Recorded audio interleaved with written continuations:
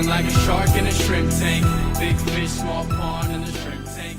Hey everybody, welcome to the Shrimp Tank. I'm your co-host Ted Jenkins, sitting here with my co-host Lee Heisman. Of course, we've got our guests we're going to bring in just a minute, Josh and Christy Wilson. They are serial entrepreneurs, and I mean that in a significant way. Sometimes people, Lee, they get one business or two businesses.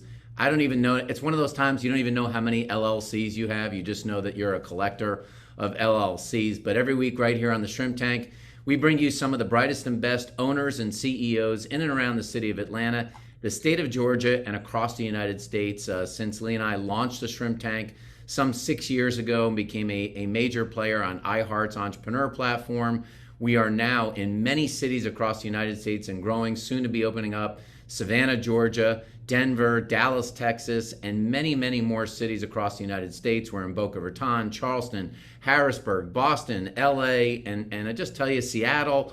The thing is that people want to hear the stories of entrepreneurs, and people are getting a side hustle today, even if they aren't starting a full business. Everybody wants to be in charge of their own destiny. That's why we think people love listening to the Shrimp Tank, because you learn on here how to get a combination of book smarts and street smarts, and you can learn how to start, grow, and run a successful business. As always, you can get a replay of all of our broadcasts at shrimptankpodcast.com, Google Store, Apple, Stitcher, SoundCloud, or anywhere around the internet. Check them all out. Of course, our YouTube channel, Lee, is blowing up.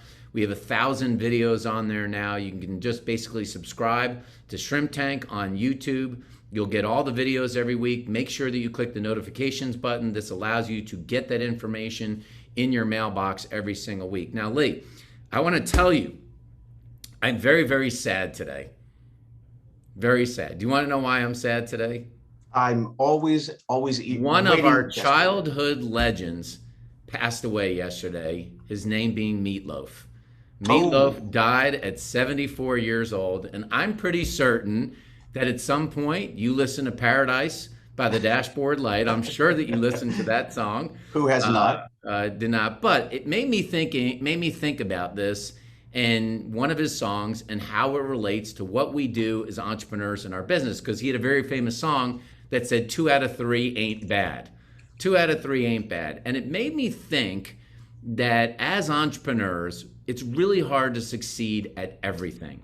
In fact, all of us at all times are thinking not always about our successes, but we look at ourselves in the mirror and go, what are we failing at? What bottlenecks do we have to fix? What gaps are there to get our businesses to go better? And it made me think about this. And if I was going to start a business tomorrow, Lee, and I said 2 out of 3 ain't bad, what are the 2 that I'd really want to succeed in? And I thought to myself, no matter what service, no matter what product I had, if I was really, really good at marketing and I was really, really good at service and I sucked at everything else that I did, I bet you I could still make money. And because I have seen products that have been out there that I'm like, this is a god-awful product. This is a god-awful service, but you know what? They're really good at marketing it, and they're actually pretty good at servicing it. And you know what? It hides some of those flaws on how bad the product or service is. Now, if you have a great product, boy, the sun, the moon, and the stars line up. But what are your thoughts? I mean, what it's funny, Ted, do you succeed on? You're always looking at the cup half full. I am always looking at the cup half empty. And I will tell you, I'd like to flip it a little bit and tell you that I have most likely seen products that I feel are amazing, but their sales are not great. And they don't have great marketing. And it's heartbreaking for me. It's the starving artist theory, where you see an absolutely amazing product and potentially absolutely amazing service. And sometimes I'll talk to the owner and say, look, we're really struggling. I'm thinking you have an amazing product here. You have amazing service, but they're struggling as a business because their 2 out of 3 are bad. Unfortunately, they're missing that one key ingredient. So I look at it the other way, Ted. Lee, I was thinking that one of the greatest products I ever saw marketed as a kid, I remember this growing up in New Jersey, was called the Ginsu knife. It was one of the first knives that came out. It slices, it dices, it chops. They would cut a piece of tree, a can in half. And you know what? They said, there's one of those first commercials. They said it's $19.99, but wait, there's more. Absolutely. And then they would give you the second Ginsu knife, and then they would give you a slicer and dice. And it's just the product. Who even knows if it was good? It You're really exactly didn't right. matter. The marketing. Well, Ted, I'll tell you, was so I can brilliant. tell you it wasn't good. I was one of the people that had bought it and it wasn't good, but it was a hell of a marketing ploy. I agree with you, Azelle. And, it's a great segue into our guest, Ted. I want to go back to what you said early on as well is, we have guests here that are collectors of LLCs, and I want to reference something. And if you haven't listened to the podcast, you might have heard something Ted has said over the past, 6 years, Ted. You actually collect LLC. Before I bring a guest in, I want to know about that domain that you bought. As we talked about collectors of LLC, you have the domain ELELSEE. Is that correct? LLC. It's quite of all odd. of all of my purchases in my life, and I bought a lot of expensive things. That was like the cheapest and best purchase. LLC, comma, LLC. That's the best one. Quite interesting. Well, Josh and Christy, welcome to the show. I'm very excited to delve in because a lot of our listeners, and individuals that are entrepreneurs or entrepreneurs, you just don't have one business. You have a plethora of businesses. And we'll kind of open up the microphone to you guys. Welcome and tell us a little about the etiology, how this all started for you. It started with IT, frankly. At the time I was working for Boeing, I was an IT guy for them, and I got in a car accident. I was rear-ended on the interstate. Guy wasn't looking and hit me, shoved me off the interstate, and I had whiplash, and I got sent to one of those pain management places. And I was like, I went in there, and the nurse told me, you got to go see this guy. And I was like, I don't believe in this stuff. This is chiropractors. They're shysters. They're going to just take my money. So I went in, I met this guy, and honest to God, I walked in and I said to him, I don't really want to be here. I don't believe in chiropractors, but I have to be here. And he looked at me and he said, okay, give me your form. I'll sign it. You can leave. I was like, excellent. So I gave him the form. He signed it. I started walking out the door and he said, hey, I'll see you tomorrow. I said, yeah, right. Whatever. That night, I cried all night. I couldn't sleep. My back hurt so bad. It was terrible. I went back the next day and I said, I'm so sorry. And he just smiled at me. And, now he's one of my best friends. He's texting me right now, as a matter of fact. So he ended up, while I was there being treated, I watched another consultant come in and tell them that it was going to be $3,500 to fix this problem on their computer. And after he left, I walked up to the girl at the front desk and I said, click here, click here. All right, we're done. She's like, you fixed it. I'm like, right. It wasn't $3,500. It was, 30 seconds. So I started doing their IT and he started fixing my back and we traded. And that was kind of the beginning. Well, suddenly he told a friend and his billing person told a friend and they told somebody. And before long, I had too many people saying, hey, can you do our IT too? So we made our first LLC out of it. And it kind of snowballed down the line from there. We started working with restaurants. And before long, we had a restaurant. And if you have one restaurant, that's never good. You got to have two. So suddenly we had another restaurant. Absolutely. Christy's got a new one. She's got another LLC she just picked up last month. And it all started from a car accident. Well, kind of go into the name of your business. Sure. So the name of the business is Woo's IT. And the story we get asked a lot is, where did that come from? And it is truly as simple as my nickname in high school was Woo. And I was driving down the road with my friend Mike, who works for my company now. And I looked at Mike one day and I said, Mike, we got to pick a name for the LLC. I said, nobody cares what the name is, but we got to put something on the paper for the government. And he looks at me and he goes, whose IT? Woo's IT. And I have to ask a question, Ted, before we jump to Christy, is why was your nickname Woo's? So our last name was Wilson. And in high school, I had a friend who couldn't quite pronounce it. He would always call me Wooson. And at first, we thought that it was a joke, and it kind of became popular, and everybody started calling me Wooson. And if you remember the movie Major Payne, I was in ROTC at the time, and I was a major, and so I became Major Wooson, and it got shortened to Major Woo because it wouldn't fit on the screen. Oh, that's brilliant. Major Woo, and suddenly everything was Woo something and Woo this. And now, Christy, we get into fun places and we pull up and somebody will ask me, they're like, oh, do you work for Mr. Woo? He must be the Asian guy you work for. And yeah. I've met Mr. Woo before. I know him. I like that. Now, Christy, did you open up the Atlanta Bread Cafe? So Josh and I opened it together. He runs mostly the IT piece of things and Atlanta Bread. And for the last 6 months, we've been really revamping China Star to be a completely new concept rather than a traditional Chinese cuisine. We've changed it over to be a fast casual environment with Asian-inspired bowls, tacos, and bubble teas and beverages. So Yeah. that's been my undertaking the last couple of months. And then I also run a med spa over in Canton, Cas Med Spa, where we do everything from cool sculpting, Botox, all of your typical med spa services. And then just this last month, we launched Next Level Connected BPO, and we do everything from outsourced HR services to answering services, tier 1 support. So yeah. I have to ask a quick. Oh, sorry, Ted, go ahead. I was gonna say, one of the things I'm wondering here, and probably our viewers, our listeners will be wondering today is, what have you learned, or what do you learn by having multiple entities? I have this too because I'm in a number of different disciplines, but by having entities that are in very disconnected industries, right? Med spa being so much different than restaurant, than being different than IT. What kind of learnings do you grasp from one business that may help the other, and vice versa? Well, I've found just in all business, your team members, they're key. They make the business, right? So if you don't have a good team, you're going to be struggling with turnover. You're going to be struggling with service issues. You're not going to be able to be successful. So really, the mentoring and the training that you provide your team and that support, that is going to be the same across all disciplines. Ted, I have to compliment Josh real quick. Just, we find once we broke 50 years old, we start referencing things, Ted, such as Ginsu knife, and half of our listeners out there are wondering what the heck is that? And the fact that Josh actually referenced Damon Wayans in Major Pain, I have to tip my hat just a little bit because most people are not referencing something back in our era. But, go into his TED Talk about the variety of businesses. And we also, you guys are, B2C, right? Mostly B2C, not yours, Josh, but the retail locations.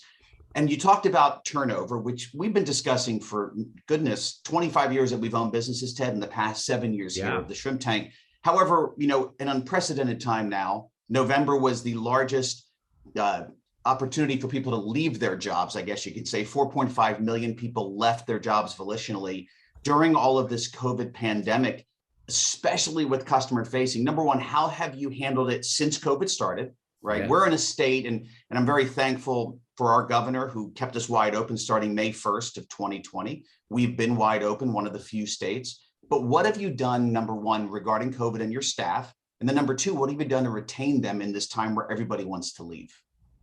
Yep. So honestly, same for both. So ensuring that the staff feels protected, valued, and has promotion opportunities and somewhere to go. They have a career, not just a job. And again, it's really just building that team, ensuring they have the right training, ensuring that they know their career path and they know their options of where they can go, whether that's in their current position, they want to stay there and expand within there, or whether they want to grow within the company or within multiple companies. And all of our employees know that they have the opportunity to move up, that our intention is to continue to grow, and that as we grow, we'd like to take them with us. And so we've actually been able to maintain the same core group of employees from the start of COVID all the way through. We have very little turnover, even in the restaurant industry, a couple of people here and there, but our core groups are the same. And again, we let them know the truth. The team makes the business. They're the ones that are running the business day to day. They're going to determine its success or its failure. And so we want to be there to support them and give them what they need to be able to run that business effectively.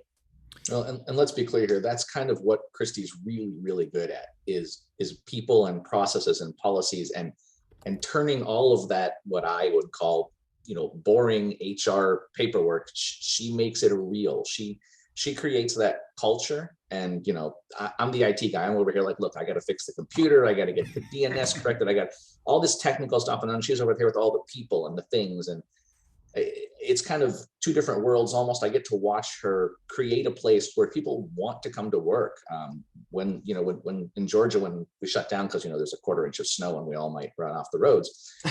Being from the north, sorry, we still mock that a little bit because my mom got 2 feet of snow yesterday, and so we grew up in that. But when that happens and the snow shuts down the city, we actually had some of our employees texting us saying, "Are you guys okay? Do you need us to come over?" When I hurt my back, one of the guys that works for us, he brought his truck up. He's like, let's load it all up. We'll get it out of here on his day off. He came up and helped me with something else. And I'll tell him, make sure you clock in. And he's like, yeah, sure, I did. And I'm like, no, clock in. And then he does it anyway. And so I have to go track down a gift card and hook him up because I know he's not going to do it, But she's created that environment where people, and I think she's right, they do feel like they've got a career and a job, not just a 9 to 5. And we get many of our ideas and our strategies for growth from employee initiated ideas. So when employees feel empowered to speak up and provide feedback and provide suggestions, there's a lot of smart people out there. So that's where we take our ideas from. I'm wondering,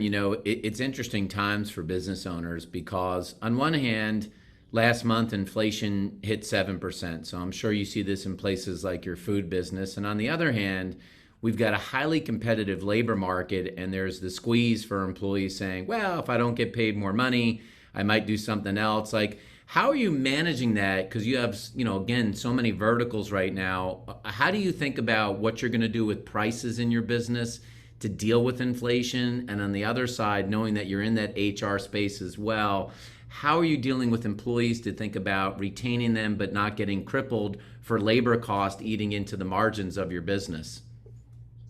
So really what we try to do in order to maintain costs or in order to keep them in check and not have to raise the prices so much for our customers. I mean, there is, with inflation, there's going to be some cost increase that has to pass through, especially in the food industry. Right. Food goes up 30%, prices have to go up a little bit. But, we look for other ways to cut costs, and not by cutting corners or quality. We actually, we have not, taken down the number of staff that work at one time, where in a lot of restaurants have said, well, we're just going to have the line out the door and we're going to wait 30 minutes for your fast casual meal. We've actually retained the same amount of staff. We feel that by keeping the budget there where the customers are still getting that service and that quality, it's going to continue to help us grow and help retain customers. As far as employees and the wages, so what we do is we do provide our employees with raises, at least twice a year, because as inflation goes up, so does the cost of living, and they need to be able to pay their bills. So we do that, but we also set requirements around that and have performance incentives there, so that while we are increasing the wages, we're also increasing really what they're doing, the responsibility they're taking on. And a lot of them have really taken it upon themselves to go out and get extra sales, or go out and here's how we're going to promote this. We're going to bring in this additional revenue, and it ends up balancing out so that, yes, they received this incentive or they received this raise, but really here's what we're expecting to come along with this. That's nice. And you clarify those incentives so that someone knows exactly what the goal is. But the obvious question screaming is everybody in the market today has heard about supply chain issues. No one really understands it possibly quite as much as you guys do. Can you kind of describe when you felt the supply chain issues hit you? What was the time where you felt it in the food industry specifically, and what you're doing to adjust for it? So it's it's nonstop. As you know, we Atlanta Bread in particular, with the diversity of products that we have, one day we can't get salmon, then the next day we can't get peanuts, and the day after that you can't. Just a couple of weeks ago, we couldn't get chips, potato chips, but the supplier was backed up because they had too much to make, and it was going to be a 3-week delay. And so we've worked with a lot of our suppliers. We have guaranteed deliveries in place, but even that, you run out of, like I said, our chips, for example, we have a guaranteed supplier, and what we worked with them, they helped us find a backup. So we have a backup for everything. We have a primary supplier, we have a secondary supplier. And our primary supplier actually came to us and said, I'm going to have a shortage. I've already made arrangements for you to get it from somebody else. And here's what we'd like for you. And they turned down and said to us, and we're going to eat the cost difference because, that's important to us. So I think it's important that we've built those relationships. We do our best to source our products and stuff from other places where I can talk to someone. If I have to send you an email and I get a response from Bob today and Bill tomorrow and Mary the next day, I want to be able to call somebody and say, hey, look, Todd, I got a problem. What am I going to do here? And I think we've built those relationships up. But, at the same time, there's only so much you can do. We are running a salmon, like I said, salmon.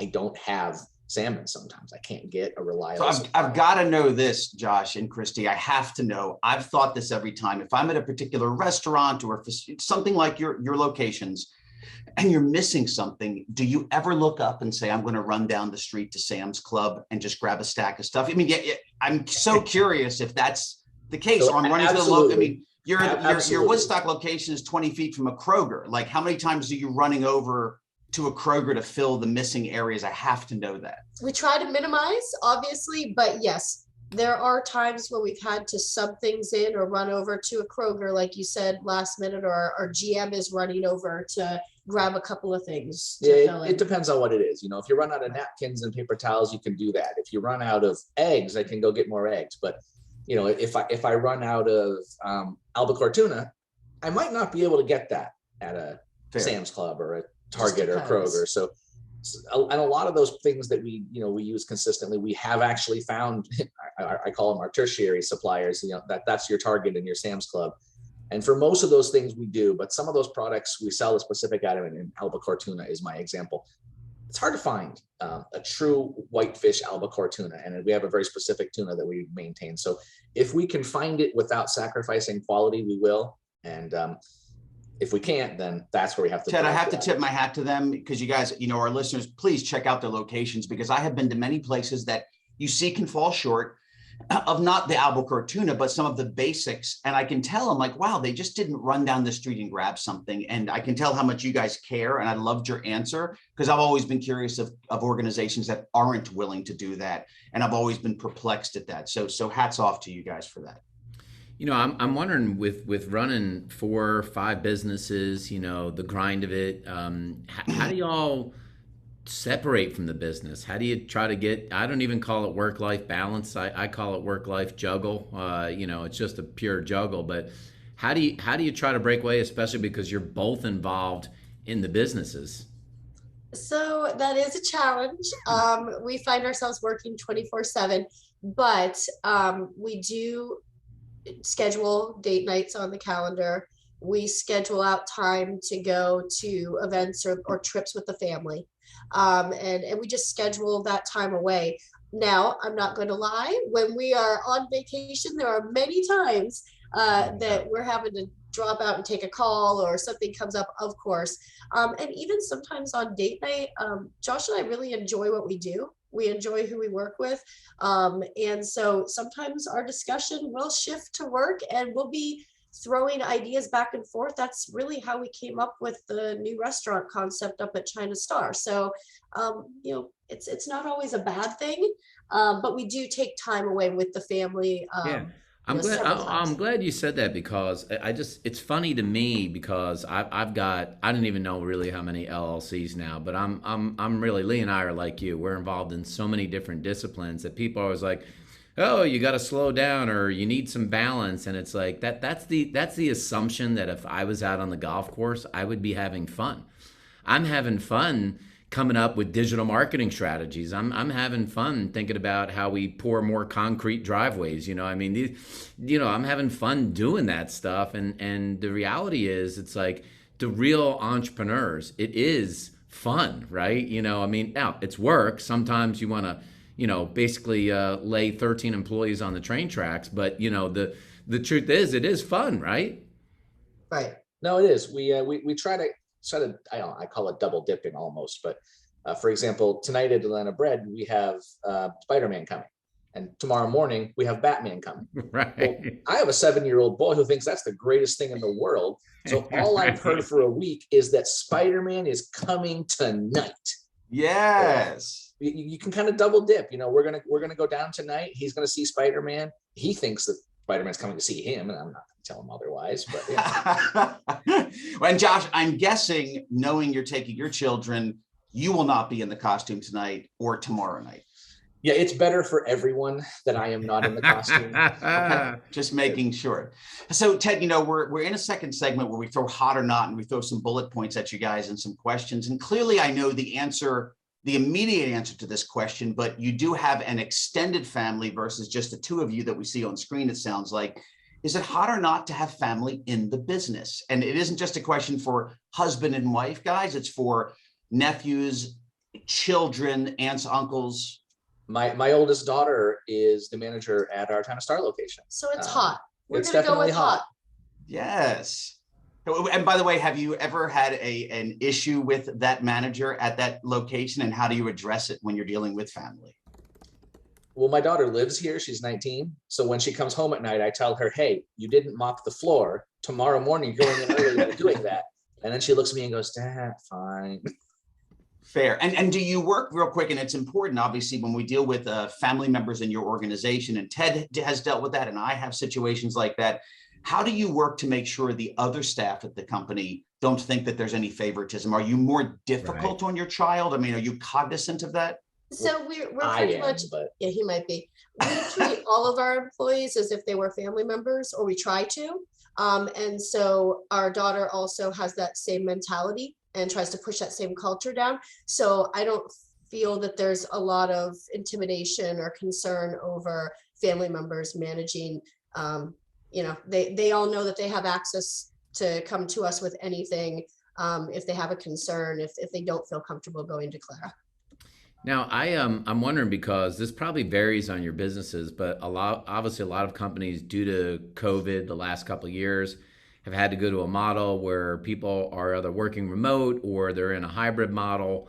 I recently saw a study that said 2 out of 3 employees actually admit to wasting time while they're at home, even though people say they're more productive. I mean, where do you fall on the hot or not of having people work part remote, some remote, or be in the office every day? And I realize with the restaurants, they got to be there, but what about the other businesses? Well, our BPO is 100% virtual employees. So we're out, it's absolutely hot. And we actually partner with vocational rehabilitation and some other programs to employ individuals with disabilities that maybe it's more difficult to go on site. So we definitely think it's hot. And sure, you can get employees that will waste time. But what we do is we have processes in place where it's not every second of your time is documented, but this is what's expected, and here is the outline of the output we should see. And if not, then we address that through performance plans rather than not hiring individuals remote. No, we actually went so far as to test the idea of virtual cashiers at the restaurants. Really? Whoa, how would that work? Outsourced companies taking phone orders and putting them into the POS systems for us. And we were looking at literally bringing in a TV screen and having a virtual cashier that you can talk to and take your order. So it ended up being not quite what we wanted, but the virtual concept is here to stay. If you don't like it, I think get used to it or you're in trouble. Yep. Fair. Now, in the food industry, to stay in that vein, I've seen a lot of automation or different, and you know what I'm talking about. Across the country, you might have some restaurants where the food preparation is automated, right? Which could change the industry. I don't know if it's ever going to stick, but I've seen a number of restaurants. There's less staff, but more food automation, machinery, pulling food out of a container, mixing different food by itself. Do you have experience with that? Do you think that's hot or not? So I do think that's hot as well. My IT company works with about 200 different franchises around Atlanta and in some cases we are their primary support. We do everything in their restaurant that doesn't cook food. But over time, that's evolved. A lot of the equipment that we work on from a technology standpoint is now food cooking equipment. burger presses that lift themselves up and down and time the burger and record the temperature and beep at you when it's done and tell you to take the burger off. Wow. We actually looked at the Chinese restaurant. We looked at robot arms, like you talked about. They pick up the rice, they turn it over, they cook the rice, they stir it for you.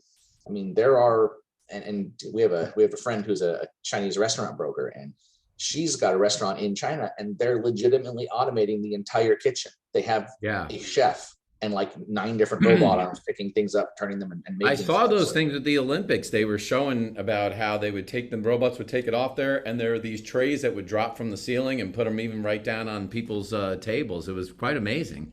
Yeah. So you think that's hot, but are you looking into that yourself, or just waiting to make sure that that trend sticks or that the bugs are worked out of it? So we have looked into it. It would be quite an overhaul, and we probably will implement some, or at least partial, in the future as it continues. We look at trends for sure, but we want to make sure that it's something that's still going to provide the service level that we want for our customers first. So we may wait just a little bit, but I don't want to take someone's job and turn it into a robot just to do it. If it makes sense, I'm okay with that. But if I have to force it to fit, then it's not ready yet. And I think in some cases I think right now we're at the stage where robots and stuff can assist and help and make the employees' lives better and smoother. But I don't think we're fully ready to have an automated kitchen yet. You know, when it comes to bringing on people that work in your company, a lot of early stage entrepreneurs always wonder, should I bring people on as a W-2? Should I 1099 them? What's that slippery slope? What is it, hot or not to 1099, or should you be doing a W-2?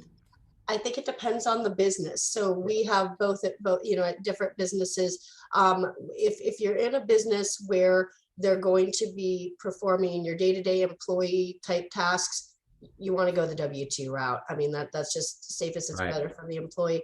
If it truly is a contractor, like we have in some instances where they are just contracted to do this one task, and it's not a day-to-day thing, and this is, when we have it, we'll call you and here's what we need done, and then that makes sense to go with 1099. So I think it just depends. That one could be hot, could be not, depends on what your business is and what the responsibilities will entail. Ted, being a gambler, as you know that I am, and I avoid poker and tables as much as I can, I would go all in that a majority of their staff is W-2. Would I be right in that? Because you're correct. Yes. Yeah, the way that you've described your culture, your environment, you're incentivizing your staff, creating them like family. That's how you really grow a business. I am not dismissing, as you said, on an off request of a 1099 and staying above board with the government. 99% of our business is W-2. Yeah, we have a couple of 1099ers when it fits. When it fits. Absolutely. Well, let's segue now, guys, into my favorite section. And Ted, you know where I'm going with this one. We're coming into our plead the fifth section. And you can see Christy was pondering what's going on here. You both together get to plead the fifth one time. And we do hope you do not plead the fifth. But since we do have an active business owners, Ted, who are married, I have to ask the low-hanging fruit question, because this really uncovers and opens the kimono to me. If there is one thing that you would change about your business partner, what would it be? Okay, so she's already talking. That's a bad sign. Like, I had to think about it. Her mouth just started moving. Well, Josh is, like I said, he's very dedicated, but sometimes he can get so focused on one thing that it is just 24/7. There's no sleep. There's no anything else, and that can definitely be challenging when trying to balance work and family. Fair. So I was actually going to go with the complete opposite direction. Christy and I are such opposites in that, where she is the big picture person. We're going to redesign the restaurant and launch it. And I'm over here like, but how are you going to get from A to F? She's like, oh, I don't know. We'll get there. No. I need to figure it. I don't need the detailed plan, but I need to at least see in my mind how we're going to get there. I can't just jump. And she's over here like, what? I'm on the next situation now. You're still talking about that? So Ted, I have to scream out to our listeners as well. As you open a business, or you want to open a business, or you have your business, if you don't have a partner that offsets your skill set, make sure you surround yourself with your management team or employees that do offset your skill set. You don't need mini versions of yourself because you will miss the big picture. Josh, you missed the big picture. And of course, Christy, you're going to miss the details. So it's a beautiful, I hate to use a food analogy, but it's a beautiful recipe, right? You guys together. I always preach that. That's why you guys keep growing the business. I loved your answers. So one plead the fifth, is it a good idea to marry an entrepreneur? I mean, I'm gonna go with yes, although neither one of us started out as that. But yes, I would say absolutely it is. Even if it's only one entrepreneur, because sometimes people marry an entrepreneur and they don't get that that person is working 24/7, and you're doing it as a family. And we do know a lot of couples that run businesses together, but when they don't, it can be really awkward at home. Well, Christy was 13, or I was 13 when we met. And wow. Yeah. I was 12. I'm younger. And I don't remember exactly where it was, but when we were really, really young, we talked about how someday we were going to have a bunch of franchises. And then, we grew up and had regular 9-to-5 jobs for a while, and then suddenly we didn't. Wow. So guys, that's very good answers. Of course, you guys have been wonderful today. I'll ask one more as well as we roll into the plead the fifth, and we're wrapping up now on the show. But big question for you regarding family, of course. And again, I'm going to roll a little bit with what I said. And I say your extended family, of course, not just your children, but your staff members. What is the thing that they would say they would want to see some change in the organization? What are the areas that you've heard from staff that you go, I don't know if I can do that, but some of the challenges your staff is having that you may not have a solution for? I mean, obviously there's the financial impact. I have one of my employees, and she's a sweet lady, and she opens our restaurant real early in the morning for me. When she comes, she'll get a Chinese fortune cookie and she'll bring it to me and she'll say, "Oh, look, the fortune says you're going to give me a raise." So, we're always trying to, it's a balancing act, obviously, like we talked about earlier, food costs are up, labor costs are up, but we kind of, I think we doubled down on that last year. We took the opportunity. We actually brought more staff in. We increased the people that were working in the restaurant because I think we wanted to show that environment for people. And so I guess my answer there is probably financial. I know it's such a terrible answer. It's so easy to give, but we're always working on how we can find a way to make that better. And so we try to, we can't always just do it directly in the salary, but we try to find other things. One of the things that we're kind of famous for is finding out what our particular people like and dropping off a gift card for it. I just dropped off like an Xbox gift card yesterday for one of my guys because I know him and his brother are trying to play an online game and they couldn't, So I would say financial. That's a terribly cliche answer, I know. Yeah, but I'm going to jump in and I'm going to echo that, Josh. And Ted, I think he has the right recipe here, because think about it. You've had no loss in an environment in the world today where people are leaving their job left and right. And you even discussed an example earlier, Josh, where you had that staff member who maybe clocked in or maybe didn't, but you went and immediately got him a gift card. And you notice the flavor, Ted, that I'm hearing isn't, I'm giving you more money, I'm giving you more cash, I'm giving you a thoughtful experience because you look at your people as family. And you're not just saying it. From what I'm hearing, Ted, they're actually acting in that fashion, because it isn't just about the dollars and cents. And that's what employees need these days. It isn't just, I need the most money. You may get an employee to come to your company if you pay them the most, but they won't stay. And it sounds like that's kind of the recipe where you've got people to stay. So you've been in this Chinese food business, and China Star makes great Chinese food, but there are a lot of really bad Chinese franchises that are out there. And I'm wondering, do you know who has worse food? Is it Panda Express or is it the Manchu Wok? Which one of those is worse? I've got to go with Panda Express because we're not big fans of commercial push it out there. You know what I mean? It's almost like mass produced. Yeah, it's not really Chinese food, right? Yeah, exactly. They're exactly. Christy calls it Americanized Chinese food. Now, do y'all have a favorite Chinese food? Is there a dish in there that you'll always eat?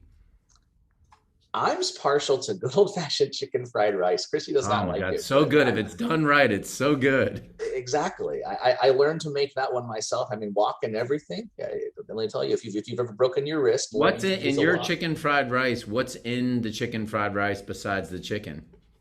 So chicken fried rice would be fried rice, which is regular white rice with soy sauce. Yeah. And then we would add carrots, peas, eggs. Oh, the eggs are key in there. Those eggs are key in that chicken fried rice. They are. And a lot of places like to skimp on the eggs. And I think that's the mistake. A little extra egg and people are happier. I can imagine your chicken fried rice is probably just boasting with all of these other accoutrements, as I would say. So, Ted, you don't know this, and I know we don't have that much time left, but every one of their businesses is in my backyard, and I frequent that region and area. So I know exactly where the bread company is. I know exactly, I live just 6 minutes north of your Chinese restaurant, of course, and I'm always in that Target. Ted, they have the best locations for all of their businesses. So my question is, I feel that they're the most popular. What is the best part about your locations? Right in, I think that's the Canton Marketplace off of 19, exit 19.